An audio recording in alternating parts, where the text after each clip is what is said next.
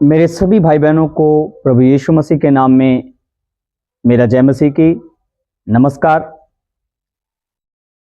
मैं आशा करता हूं कि आप सभी प्रभु के अनुग्रह से अपनी अपनी जगहों पर सही सलामत ठीक ठाक होंगे।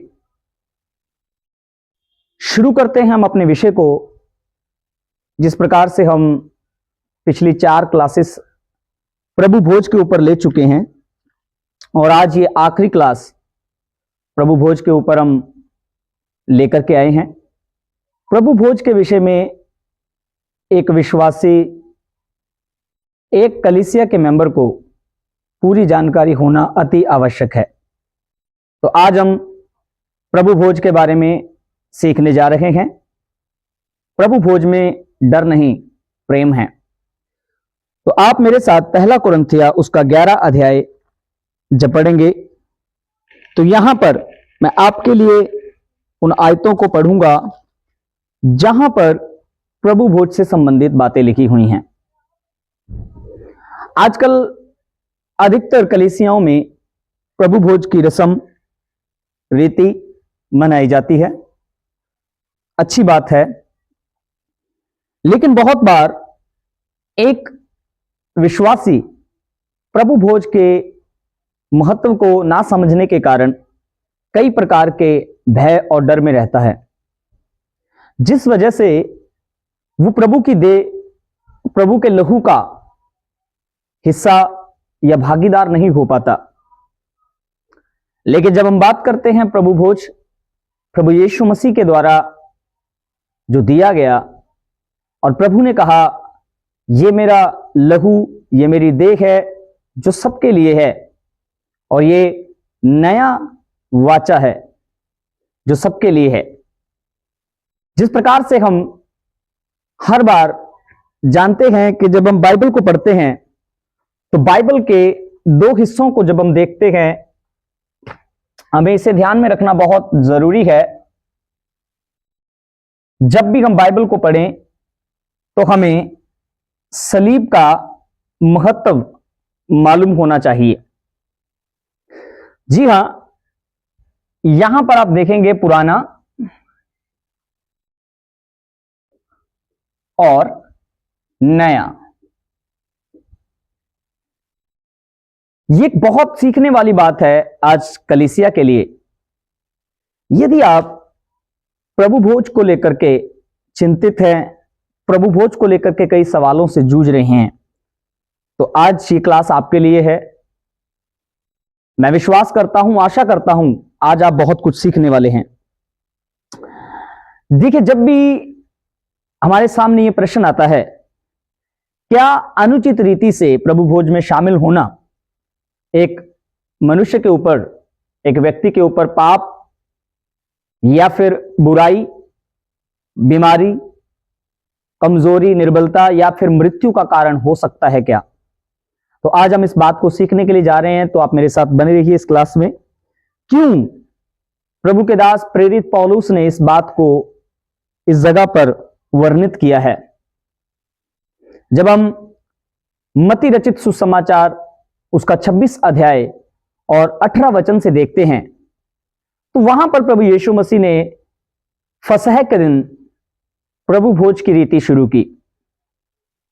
और हम जानते हैं प्रभु यीशु मसीह के द्वारा उस जगह पर अपने 12 शिष्यों के साथ इस रीति को शुरू किया, जिसमें प्रभु यीशु ने रोटी ली, धन्यवाद करके तोड़ा, प्याला लिया, धन्यवाद करके अपने चेलों को दिया, और वहां पर पैर धुलाई की रीति भी शामिल है।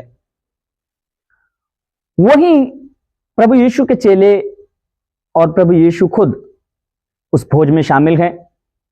लेकिन कहीं भी प्रभु यीशु मसीह के मुख के द्वारा या प्रभु यीशु मसीह के वचनों के द्वारा हमें कहीं पर भी ऐसा वाक्य नहीं मिला जहां प्रभु यीशु मसीह ने प्रभु भोज को लेकर कुछ ऐसी बातों को कहा जो प्रेरित पौलुस ने कुरिन्थिया की कलीसिया में बोले। जी हां, प्रभु यीशु मसीह के द्वारा इन बातों का उच्चारण क्यों नहीं किया गया? और प्रेरित पौलुस ने कुरिन्थ की कलीसिया में इन बातों का उच्चारण या इन बातों का व्याख्यान या इन बातों को क्यों लिखा? आज हम इसे समझने जा रहे हैं, ताकि हमारे अंदर से एक भय, एक डर जो है प्रभु भोज को लेकर वो खत्म हो सके और हम भी प्रभु यीशु मसीह के लहू और प्रभु यीशु मसीह की देह का हिस्सा बन सकें और उस छुटकारे को जो प्रभु यीशु मसीह ने अपने लहू के द्वारा और सलीब के द्वारा किया है, हम उसे स्मरण कर सकें। तो हम देखेंगे पहला कुरिन्थिया उसका 11 अध्याय और उसका 17 पद से हम इस वाक्य को पढ़ने जा रहे हैं। आप मेरे साथ बने रहिए। याद रहे, पहला कुरिन्थिया अध्याय उसका 17 पद हम पढ़ने जा रहे हैं। यहां पर लिखा है, परंतु ये आज्ञा देते हुए मैं तुम्हें नहीं सराहता, इसलिए कि तुम्हारे इकट्ठा होने से भलाई नहीं परंतु हानि होती है। आप में से अधिकतर लोग कुरिन्थ शहर की कलीसिया की स्थापना के बारे में जानते हैं। आप जानते हैं कि किस रीति से वहां पर प्रेरित पौलुस ने कलीसिया की स्थापना की, किस प्रकार की समस्याओं का सामना वहां की कलीसिया कर रही थी। जब हम बात करते हैं कुरिन्थ शहर की, तो बताया जाता है कुरिन्थ शहर यूनान जो एक राज्य का एक प्रमुख शहर है, जो एक समुद्री तट के ऊपर मौजूद है और ये एक बहुत बड़ा व्यापार केंद्र भी है, जिसमें ना सिर्फ यूनानी लोग बल्कि अलग अलग जाति विजाति के लोग रहते हैं, अलग अलग भाषा बोलने वाले लोग वहां पर रहते हैं। साथ ही साथ वहां पर बहुत सारे यहूदी लोग भी रहते हैं। माना जाता है कि वहां पर व्यापार केंद्र ज्यादा होने की वजह से बहुत सारे लोगों का वहां आना जाना लगा रहता था और व्यापार के बढ़ते वहां पर बहुत सारे लोगों को काम मिलता था। इतना ही नहीं, कुरिन्थ शहर अपने भक्ति और पूज्य स्थानों के कारण भी माना जाता है। वहां पर प्रमुख देवी देवताओं का जिक्र आता है, जहां पर एफ्रोडाइट्स एक देवी जो प्रचलित मंदिर है, वहां पर यूनानी लोग प्रतिवर्ष प्रोग्रामों में शामिल हुआ करते थे और अपने अपने पूजा स्थलों पर भक्ति किया करते थे। इसी दौरान प्रभु के दास प्रेरित पौलुस भी अपनी दूसरी मिशन यात्रा, कुछ लोग बोलते हैं तीसरी मिशन यात्रा, कुछ लोग दूसरी मिशन यात्रा के दौरान कुरिन्थ शहर का दौरा करते हैं और वहां पर कलीसिया यानी कि चर्च की स्थापना करते हैं। अब जबकि वहां पर कलीसिया की स्थापना हो गई, तो वहां पर बहुत सारे लोग जो यीशु मसीह के फॉलोअर्स बन गए और यीशु मसीह की मत को जानने वाले बने, जहां पर ना सिर्फ यूनानी लोग बल्कि बहुत सारे यहूदी, अन्य जाति, यूनानी, रोमी प्रवासी, ये सभी लोग जो थे वो कलीसिया का हिस्सा बन गए।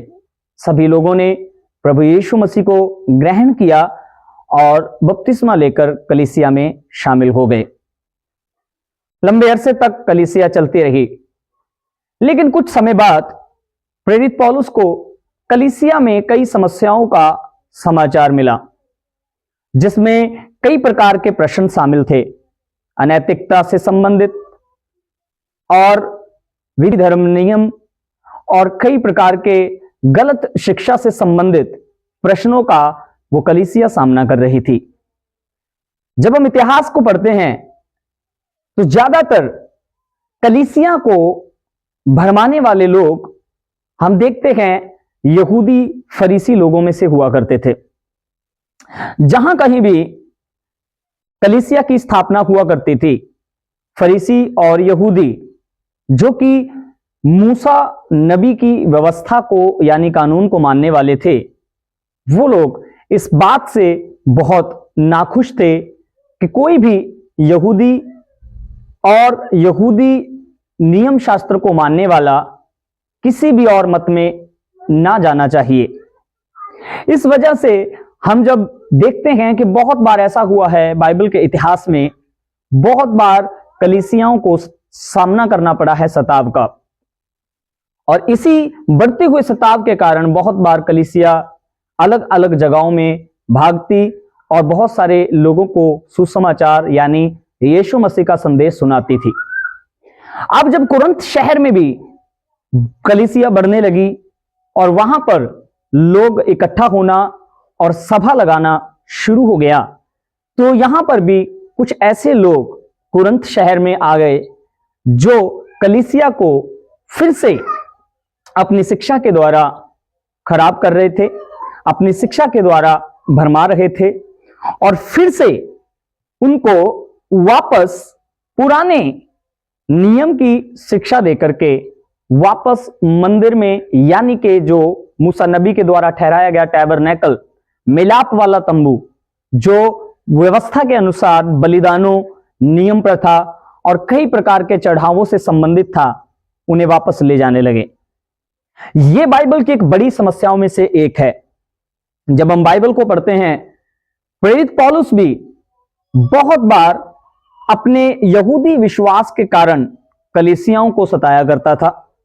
वो एक फरीसी होने के नाते कलीसियाओं को मारता, उन्हीं गृह में डाल करके उनको सजा दिलवाया करता था, क्योंकि उसके अंदर पुराने नियम के जो कठोरता भरे जो नियम उसके अंदर थे। इस कारण से पौलुस बहुत सारी कलीसियाओं को जो है सताता था। कुरिन्थ शहर में भी कलीसिया की स्थापना हुई।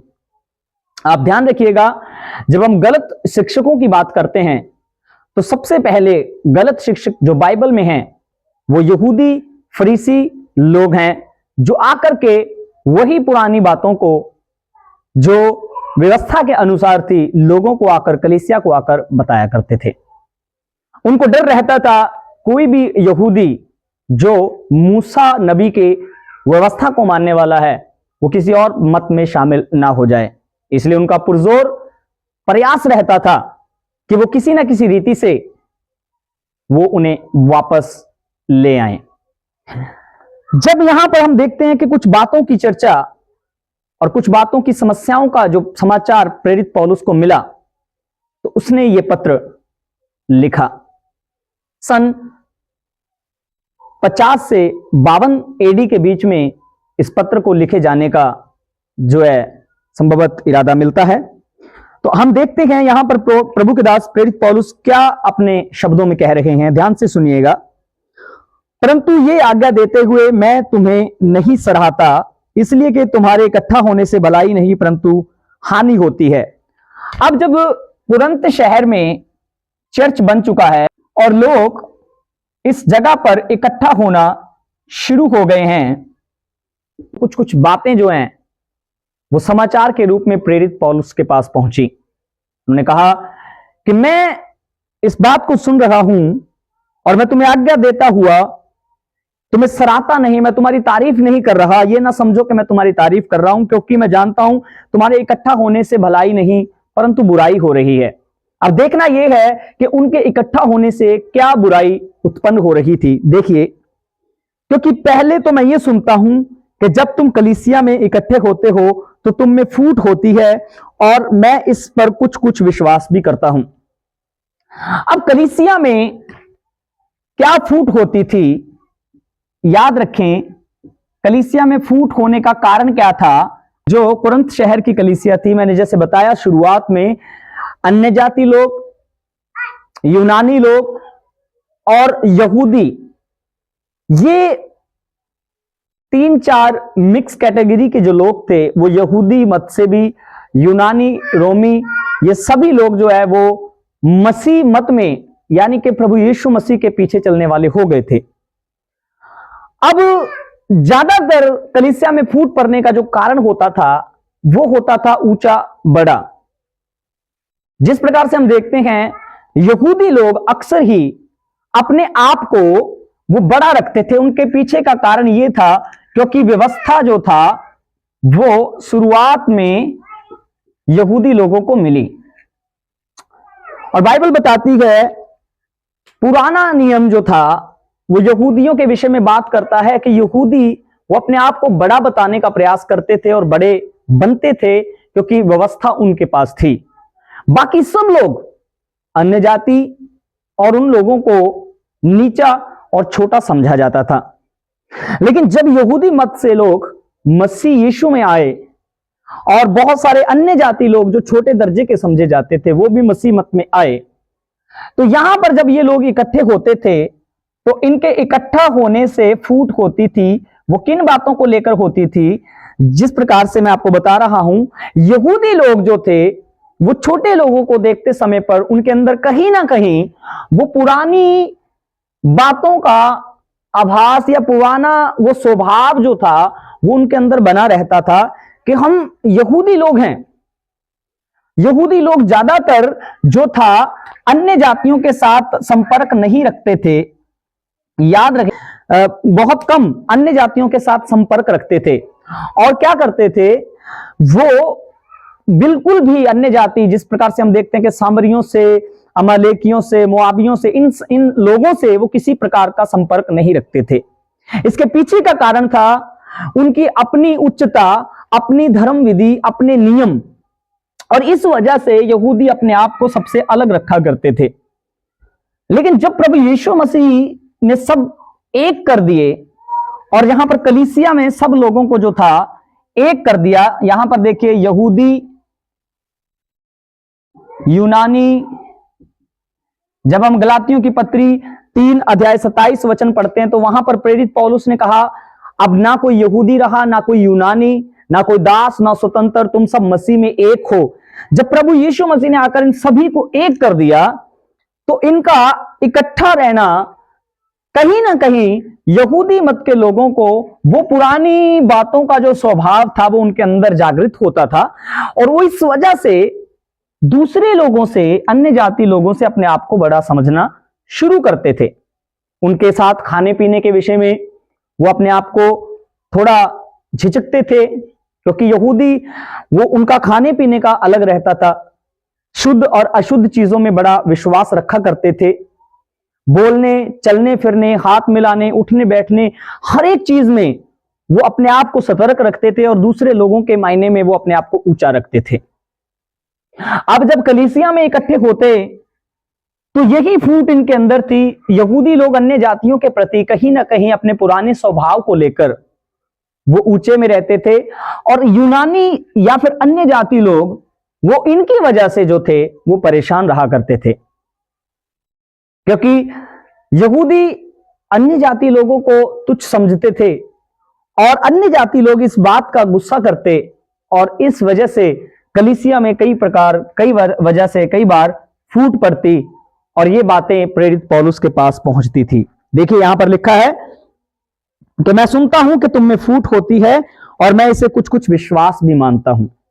हालांकि ये फूट अब होनी नहीं चाहिए थी, क्योंकि मसीह यीशु ने सबको एक कर दिया था, लेकिन कहीं ना कहीं पुरानी विधियों का वो स्वभाव वापस इनके जहन में उठता था, और ये लोग अपने आप को, जब ये खाने पीने के लिए इकट्ठे होते थे, संगति के लिए इकट्ठे होते थे, तो उन बातों को, अपने स्वभाव को याद करके कहीं ना कहीं इनमें फूट जो वो आ जाती थी।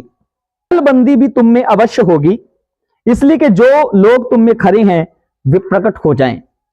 अब दलबंदी भी इन लोगों में थी, क्योंकि जो यहूदी लोग थे वो अपना इकट्ठा रहते थे, यूनानी लोग वो अलग इकट्ठे हो जाते थे, लेकिन थे एक ही जगह पर। कलीसिया के अंदर ही इनके अंदर अलग अलग दलबंदी होनी शुरू हो गई। यहूदी मसीही लोग जो थे वो अपने विचारों को सोचते हुए अलग अपना एक ग्रुप तैयार करते, और यूनानी अपने विचार से वो अपना एक ग्रुप तैयार करते, लेकिन थे वो कलीसिया का हिस्सा, चर्च का हिस्सा। 20 वचन को हम देखेंगे। अतः तुम जो एक जगह में इकट्ठे होते हो तो प्रभु भोज खाने के लिए नहीं, क्योंकि खाने के समय एक दूसरे से पहले अपना भोजन खा लेता है। इस प्रकार कोई तो भूखा रहता है और कोई मतवाला हो जाता है। अभी आपने इस बात को ध्यान से समझना है, जिस प्रकार से हम प्रभु भोज को समझते हैं उस प्रकार से बाइबल का जो प्रभु भोज नहीं हुआ करता था। लेकिन धन्यवाद, हम जैसे भी आज करते हैं कोई भी गलत नहीं है, लेकिन बाइबल का जो प्रभु भोज था वो किस प्रकार सा था मैं आपको बताना चाहता हूं। मान लीजिए ये एक चर्च है जहां पर कलीसिया के लोग इकट्ठे होते थे। जब भी इकट्ठे होते थे तो वो क्या किया करते थे, बताया जाता है कि वो अपने अपने घरों से अपना अपना भोजन जो था वो बना करके लेकर आते थे, कलीसिया में आकर बांट करके मिल करके वो उसको खाया करते थे। और इस रीति से वो प्रभु की देह को, प्रभु के उस लहू को और प्रभु की उस यादगारी पल को वो स्मरण किया करते थे। यहूदी भी अपने घर से भोजन लाया करते थे, यूनानी भी अपने भोजन अपने घर से लाया करते थे। इस बीच क्या होता था, कुछ लोग ऐसे होते थे जो गरीब और कमजोर लोग थे, और क्या होता था, कमजोर लोग जिनके पास खाना नहीं होता था, भोजन नहीं होता था, वो कलीसिया में आते थे। तो होना क्या चाहिए था, जब सब लोग खाना लेकर के आए हैं तो वो मिल बांट करके खाते थे, जिसके पास नहीं है उसको भी देना होता था, जो कम लेकर के आया उसको भी बांट कर दिया करते थे। तो चर्च में भी यही आवश्यक था कि वो मिलकर बांट करके उस चीज को बांटें, साझा करें और एक दूसरे के साथ मिले रहें, बने रहें, और प्रभु की देह को, प्रभु के लहू को वो स्मरण रखें, उस मिलाप को वो स्मरण रखें जो प्रभु यीशु मसीह के लहू के द्वारा किया गया है। मेरी बात को आप समझिएगा। अब चाहिए था कि उस भोजन को ये मिलकर बांट के खाते, लेकिन इनके बीच में समस्या क्या होती थी, देखिए यहां पर क्या लिखा है 21 वचन, क्योंकि खाने के समय क्या होता है, एक दूसरे से पहले अपना भोजन खा लेता है, इस प्रकार कोई तो भूखा रहता है और कोई मतवाला। अब इनका, जिस प्रकार मैंने बताया, जो यहूदी लोग थे वो खाने पीने के मामले में जो थे, बहुत बार देखा जाता था कई चीजों का ध्यान रखते थे। अब एक लंबे अरसे से वो एक पुरानी विधियों का, एक व्यवस्था का जो बंधन छोड़ करके वो आए हैं, जिसमें कई प्रकार के नियम थे खाने पीने से संबंधित। यहूदी लोग अन्य जातियों के साथ खाना पीना बहुत दूर की बात है, सोचते भी नहीं थे कि वो इस प्रकार से होगा। हम बाइबल के अंदर जब देखते हैं, एक बार पतरस, गलातियों की पत्री 2 अध्याय में प्रभु के दास पौलुस पतरस को वहां पर किस बात से डांटा गया, कारण यही था कि वो यहूदियों के डर से अन्य जातियों के साथ बैठकर खाना पीना नहीं चाह रहा था और वो उनसे किनारा करने लगा, जिस वजह से प्रेरित पौलुस वहां पर उनको थोड़ा डांटते हैं। तो यहूदी लोग जो थे वो कलीसिया के अंदर यहां पर अन्य जातियों के साथ मिलकर खाते समय पर कहीं ना कहीं उनके अंदर वो आभास, वो पुरानी बातों का, पुराना वाचा, वही बातें, वही स्वभाव उनके अंदर प्रकट होता था और वो उनसे किनारा करते थे। और क्या होता था, वो अपना भोजन खुद खा लेते थे। यहूदी लोगों के अंदर कहीं ना कहीं वो पुरानी वाचा का जो खमीर बोल सकते हैं आप, उससे पुरानी शिक्षा बोल सकते हैं, वो उठ खड़ी होती थी और वो बाकी अपने भाइयों के साथ जो थे, अन्य जातियों के साथ किनारा करते और वो अपना भोजन पहले खा जाते। और इस प्रकार से क्या होता था, वहां पर गड़बड़ होती थी। अब ये गड़बड़ क्यों होती थी, इनके अंदर वो पुराना खमीर जगता कैसे था, इसके पीछे का जो मैं कारण आपको बताना चाहता हूं। कुरंत शहर के अंदर जो कलीसिया स्थापित हुई थी, बताया जाता है कि वहां पर कुछ झूठे शिक्षक भी आए थे, जिस कारण से प्रेरित पौलुस ने उस कलीसिया को वो पत्र लिखा।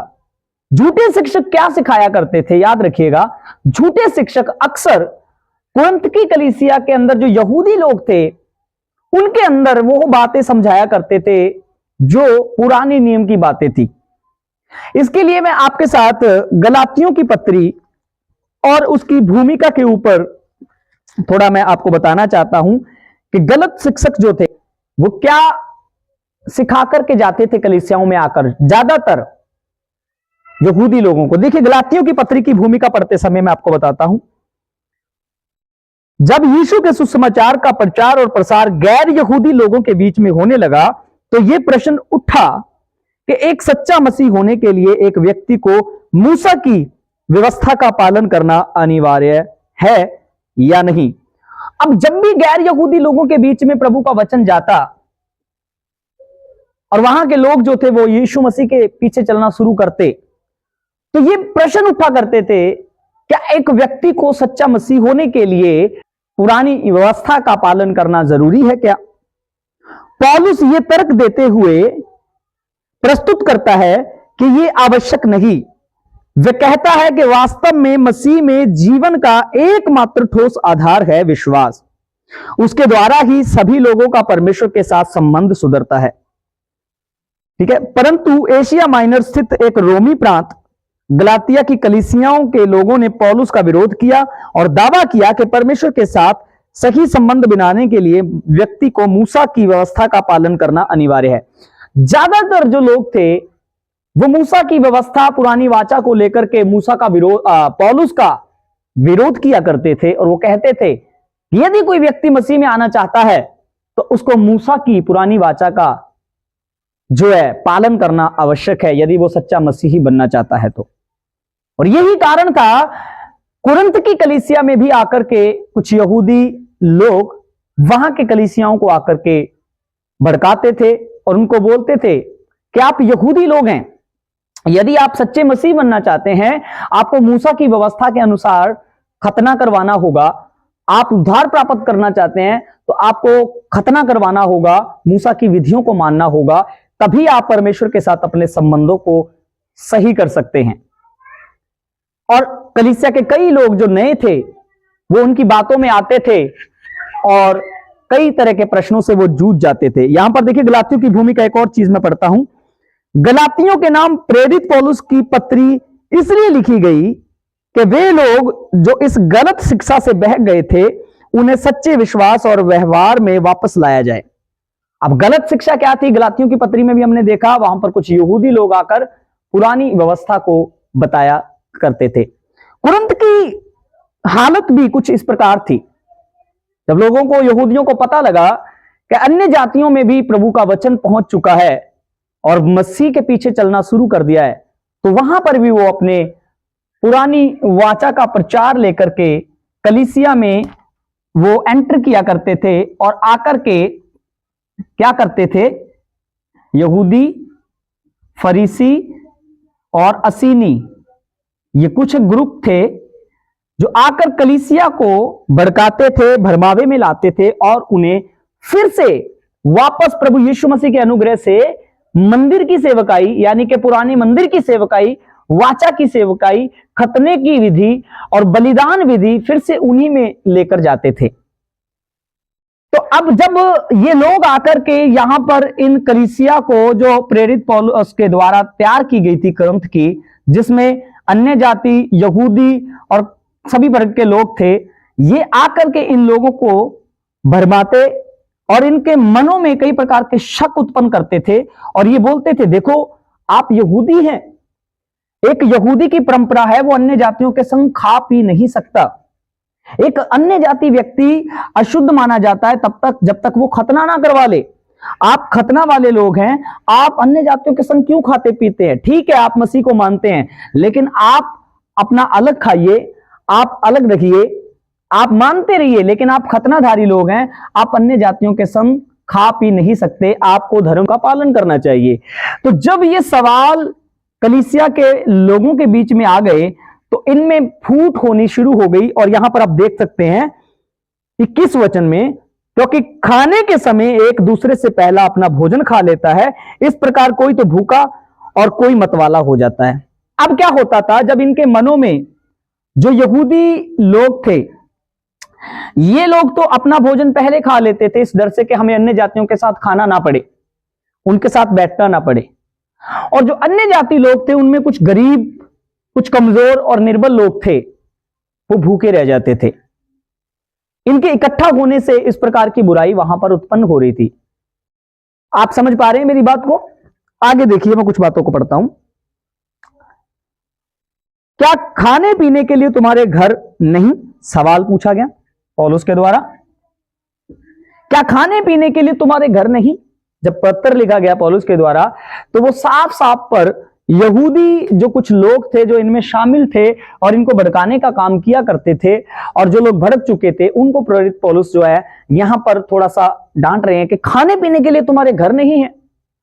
यदि आप खाना पीना चाहते हैं तो आप घर पर जाकर खाइए, लेकिन जब आप कलीसिया में आते हैं, चर्च में इकट्ठे होते हैं, संगति में इकट्ठे होते हैं, तब आपको मिलकर, बांटकर, एक दूसरे के साथ मिलाप करके उस भोजन को लेना है, उस भोजन को ग्रहण करना है।